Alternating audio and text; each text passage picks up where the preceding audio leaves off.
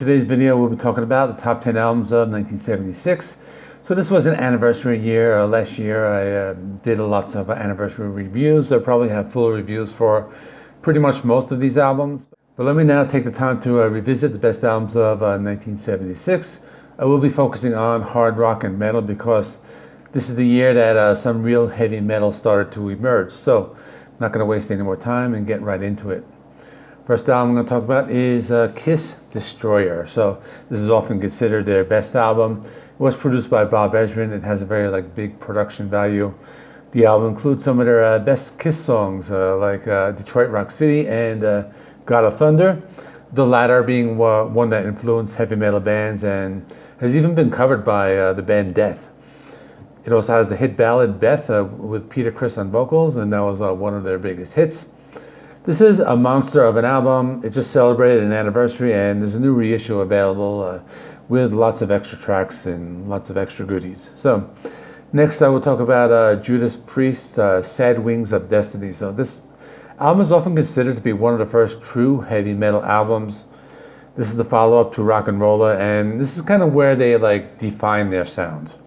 It starts with Victim of Changes. It's a near 8-minute metal song, has these really heavy riffs. The Ripper, that's a great song, has really chugging guitars in the verse.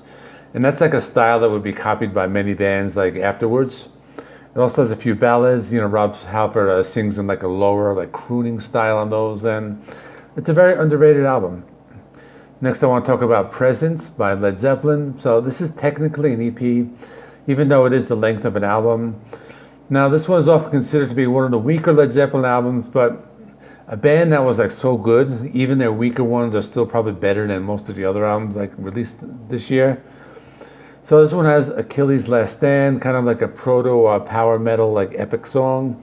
Nobody's Fault But Mine. That's a song that has a sound that's very in line with the Physical Graffiti album. It has that type of sound. Also have a couple good songs like T for One and Candy Store Rock. Next is 2112 by the band Rush. So this was the follow-up to Caress of Steel. Now that album really had some disappointing sales. They went on tour.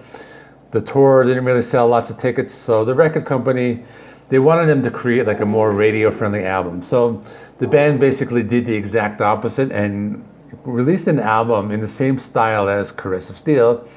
But this was more of a very big album. So the title track takes up the entire first side of the album.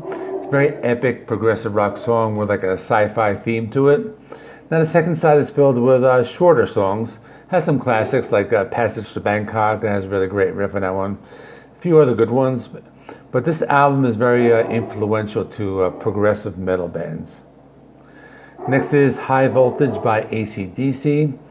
This is their first international release. They had already released 2 albums in Australia the previous year. So this one includes songs from the Australian versions of High Voltage and the TNT album. It's a long way to the top if you want to rock and roll.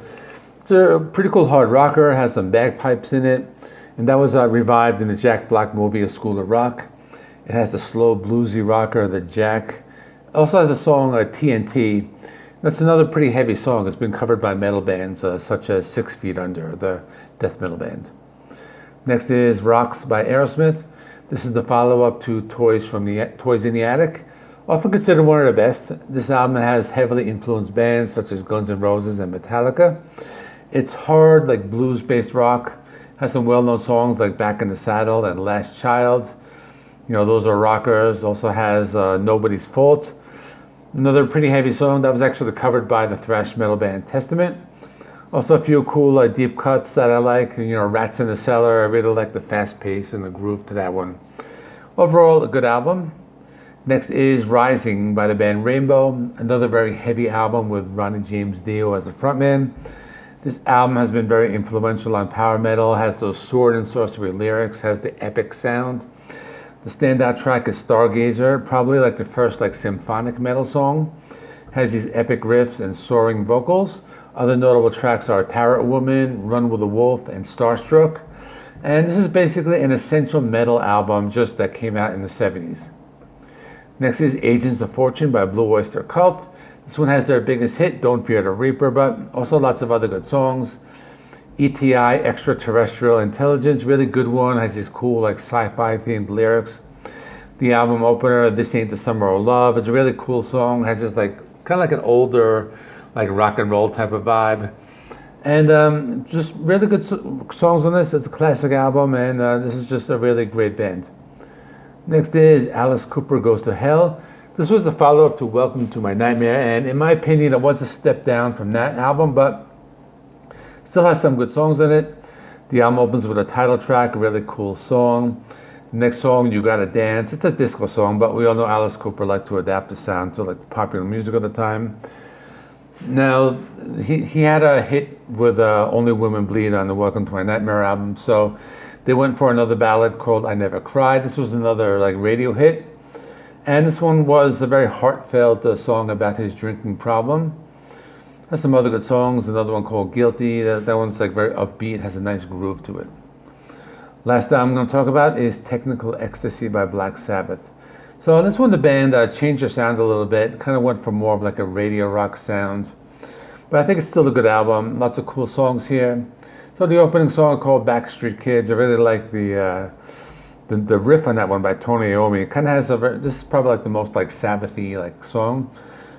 Then there's like other stuff that sounds different. There's a song written and sung by Bill Ward called It's Alright. That's very, sounds a lot much more like the Beatles than like Black Sabbath. And the rest of the songs are pretty good. You know, they were just going for a different type of sound. You know, they were trying to capture that 70s like rock sound, you know, bands like Foreigner or Queen. But definitely a good album, even though it is like a little different type of sound.